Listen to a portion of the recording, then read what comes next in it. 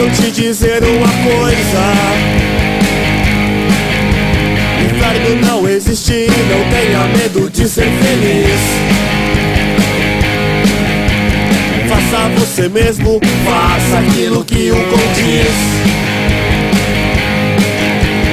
Ei, você, deixa eu te dizer uma coisa: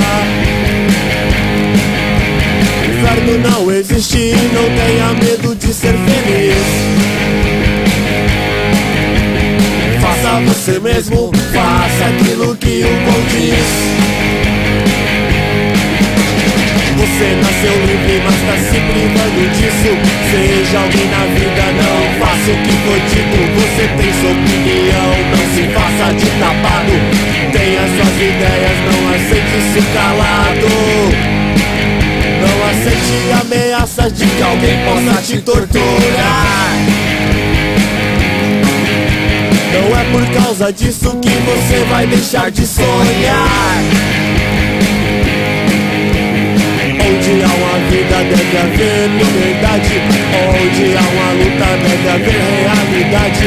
Onde quer que vá, não aceite repressão. Tenha suas ideias, não aceite manipulação.